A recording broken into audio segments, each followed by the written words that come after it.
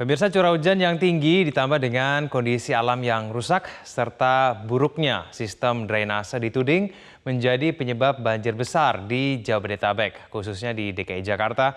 Banjir sempat mengepung ibu kota. Namun demikian, seorang peneliti LIPI berpendapat banjir yang terjadi di ibu kota negara ini bukan disebabkan kiriman dari Bogor atau daerah hulu. Seperti apa dan bagaimana analisanya, saya sudah bersama dengan Pak Fahrudin, peneliti Pusat Penelitian Limnologi LIPI. Pak Fahrudin, selamat pagi. Terima kasih telah hadir bersama kami di Metro Pagi Prime Time. Pak Fahrudin, kita masih berbicara mengenai kondisi banjir di DKI Jakarta, paling tidak untuk meningkatkan kewaspadaan ke depannya, Pak Fahrudin ya. Tapi kalau kita bicara mengenai kondisi banjir yang terjadi pada tahun ini, Pak Fahrudin. Banjir ini disebabkan karena apa, Pak? Karena memang kondisi di hulu atau di hilir sebetulnya? Jadi mungkin pertama kita lihat curah hujan dulu ya.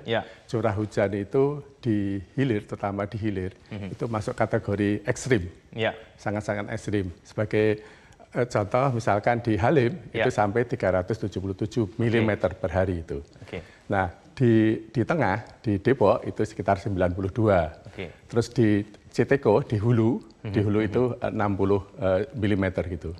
Sehingga banjir itu, banjir yang pertama itu terjadi di hilir, itu di stasiun karet, di Jembatan Merah, itu sudah siaga 1, jam 2-an, jam 4 Jadi memang curah hujannya begitu tinggi ya Pak Fahrudin. Ini kita juga sambil menampilkan mengenai aliran sungai Jabodetabek. Kita tahu ada 13 aliran sungai yang paling tidak mengaliri wilayah DKI Jakarta. Ini adalah di antara 13 sungai tersebut. Dan curah hujan yang demikian tinggi itu akhirnya juga membuat debit air di sungai-sungai ini semakin meninggi begitu ya Pak Fahrudin? Betul. Tapi kemudian ini karena apa? Karena memang curah hujan yang berada di DKI Jakarta yang begitu tinggi, ataukah karena memang aliran dari Bogor juga Pak yang menimbulkan kejadian banjir kemarin? Ini banyak orang yang memperdebatkan soalnya. Bagaimana Pak Fahrudin? Jadi yang pertama, kalau kita berdasarkan analisis data-data water level di beberapa sungai gitu ya, di Jembatan Merah, di Karet itu pada jam 2 dini hari setelah tahun baru itu sudah mulai level 1 gitu, siaga 1, siaga 1. Nah, terus kita lihat itu pada tanggal 1 itu malam itu jam 23 itu naik lagi level-level di sungai itu. Nah, ini aliran yang sungai dari mana nih Pak? Dari Bogor kan menuju ke Jakarta begitu? Jadi pada dari itu tanggal 1 jam 23 itu di Manggarai itu naik, udah mulai naik, Nah itu terus di beberapa sungai yang tadi itu naik. Itu artinya apa? Artinya di Bogor itu menambah banjir, menambah kenaikan banjir. Tapi tidak dari data itu tidak terlalu besar sekali gitu ya, dan tambah lama gitu. Sehingga ada dua hal. Yang pertama itu memang di DKI sendiri sudah anunya tinggi, hujannya tinggi, harus ditambah dari Bogor. Gitu. Tapi yang membuat debit air semakin tinggi di aliran sungai 13 sungai ini karena curah hujan, itu yang utamanya ya Pak ya? Betul. Bukan dari Bogor ya? Bukan. Bogor itu hanya menambah begitu kemudian akhirnya menambah. Kita akan melihat kemudian di slide selanjutnya mungkin bisa memperjelas mengenai beberapa informasi berkaitan dengan kondisi aliran sungai di DKI Jakarta. Nah ini Pak Fahrudin, ini merupakan peta segmentasi daerah aliran sungai Ciliwung. Kalau Anda lihat di bagian bawah saya ini merupakan daerah yang daerah Bogor begitu, aliran sungai yang dari awal, dari hulu lalu kemudian menuju ke DKI Jakarta di bagian atas. Nah ini bagaimana nih Pak Fahrudin? Ini aliran sungai berarti mulai dari bawah hingga ke atas. Ini merupakan aliran sungai dari Bogor hingga menuju ke DKI Jakarta. Begitu kurang lebih ya Pak Fahrudin ya? Betul. Tapi kemudian aliran sungai yang dari Ciliwung hingga DKI Jakarta ini apakah memang sebetulnya jumlahnya tidak terlalu banyak Pak? Sehingga kemudian bisa kita simpulkan dengan yakin begitu bahwa memang ini disebabkan oleh curah hujan yang demikian tinggi.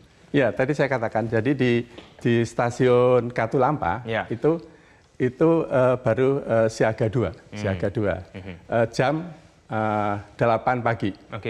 Terus jam 10 itu debit itu sudah sampai, debit puncak itu sudah sampai ke Katulampa, ke Depok, itu sudah ada jam 10, itu udah siaga 1.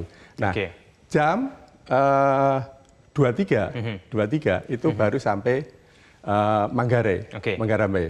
Di titik di bawah Manggarai, itu kelihatan setelah itu masuk ke sana, itu memang ada terjadi peningkatan. Itu polanya sama itu. Oke, kita akan melihat kemudian di slide selanjutnya, sambil kemudian kita memberikan paling tidak pengertian kepada masyarakat mengenai kondisi di DKI Jakarta. Sambil kita menunggu slide selanjutnya, Pak Farudin, ini kemudian kalau kita bicara mengenai kondisi aliran sungai, ini kan juga berarti berpikir juga mengenai kondisi drainase, Pak. Betul. Nah, ini kondisi drainase di DKI Jakarta ini, apakah memang tidak mampu menampung debit yang sedemikian besar, atau seperti apa? Sehingga kemudian bisa kita katakan bahwa memang kita tidak siap begitu menghadapi aliran sungai yang begitu besar. Ya, gini, saya kira desain drainase di Jakarta itu sudah didesain dengan, saya kira, waktu itu mungkin sudah bagus gitu ya, sudah bagus. Mungkin asumsi yang digunakan itu kan curah hujan yang saat itu gitu ya. Nah, sekarang ini curah hujan ekstrim, tadi sampai 37,7. Nah, itu kalau kita hitung-hitung dengan periode ulang, itu sekitar mendekati 1000 tahun. Padahal perencanaan drainase itu mungkin di bawah 50-an tahun gitu loh. Nah, ini yang mungkin perlu diantisipasi ke depan. Ada tidak kemudian yang bisa dilakukan nih Pak Farudin ke depannya supaya kemudian kan kita tidak bisa berharap mengenai kondisi cuaca begitu ya. Betul. Ada perkiraan bahkan pada tahun-tahun ke depannya curah hujan akan sedemikian tinggi. Ada tidak kemudian bisa dilakukan oleh pemerintah Provinsi DKI Jakarta bersama dengan pemerintah pusat paling tidak untuk menanggulangi potensi banjir di masa depan sebisa mungkin. Kalau kita lihat ini kan sudah ada nih. Ini adalah kanal banjir timur, lalu kemudian adalah kanal banjir barat begitu yang kemudian sudah dibangun begitu ya.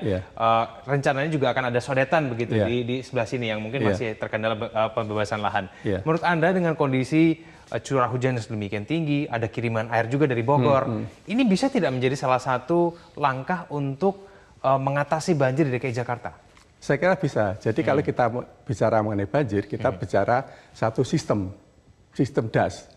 Sistem DAS itu kita bicara dari hulu, tengah sampai hilir. Gitu. Jadi kita nggak bisa bicara sepotong-sepotong. Tadi daerah hulu itu berfungsi sebagai resapan. Nah, bagaimana memaksimalkan air itu meresap ke dalam tanah. Itu. Tapi kan pembangunan di daerah hulu begitu tinggi itu, Pak. Ya, tapi itu harus dikendalikan. Nah, meresapkan itu bisa banyak hal. Bisa kita mungkin sumur resapan, kita bisa menjaga hutan, menjaga vegetasi, ada situ, dan seterusnya. Dikendalikan. Nah, untuk di hilir, Pak, ini kan ada sodetan nih. Mungkin bisa di hilir, kita harus melakukan. Yang pertama, harus kita lihat lagi, review lagi, semua drainase yang ada di bawah. Drainase itu harus disinkronkan dengan drainase makro. Makro itu yang saya maksud makro, itu sungai-sungai yang ada di situ. Nah, itu harus direview lagi. Karena ini curah hujan ini makin lama makin tinggi karena dampak perubahan iklim global, intensitasnya makin tinggi. Kita harus kita lihat. Di samping itu juga kita tahu bahwa di Jakarta itu kan beberapa lokasi kira-kira 30-40% itu kan di bawah muka air laut. Nah, itu sistem pompanisasi harus bagus itu di sana. Baik, saran Pak Farudin sekarang untuk jangka pendek saja Pak. Paling tidak untuk membuat aliran sungai dan juga debit air ini bisa diatasi dalam beberapa bulan ke depan karena curah hujan ini puncaknya pada bulan Februari Maret, ada tidak yang bisa dilakukan Pak? Ya, kalau dalam jangka pendek ini 1-2 bulan ini yang kita perhatikan, kita harus memastikan bahwa sistem drainase terutama pompa-pompa itu berjalan dengan bagus. Itu yang harus dipastikan. Terus semua sampah-sampah harus kita bersihkan itu, saluran-saluran itu. Mungkin itu kalau dalam jangka pendek sekali gitu. Paling tidak pemerintah provinsi harus segera melakukan berbagai langkah untuk kemudian mengatasi banjir, tidak hanya kemudian meminta di pihak hulu begitu ya untuk mengendalikan kondisi banjir yang mungkin bisa saja berpotensi sampai ke DKI Jakarta. Kurang lebih begitu ya Pak Farudin ya? Sama satu lagi mungkin peringatan dini. Nah, peringatan dini itu sebaiknya tidak hanya didasarkan oleh air yang berasal dari hulu, tapi juga berasal dari curah hujan lokal itu. Nah, itu. Baik, Pak Farudin, terima kasih telah bergabung bersama kami di Metro Pagi Pramda. Selamat pagi, Pak Farudin. Pemirsa, jangan kemana-mana, kami akan kembali usai jeda berikut ini dengan berbagai informasi penting lainnya. Gabung bersama kami di Metro Pagi Pramda. Selamat pagi, Pak Selamat Fordin. pagi, Pak. Pemirsa, jangan kemana-mana, kami akan kembali usai jeda.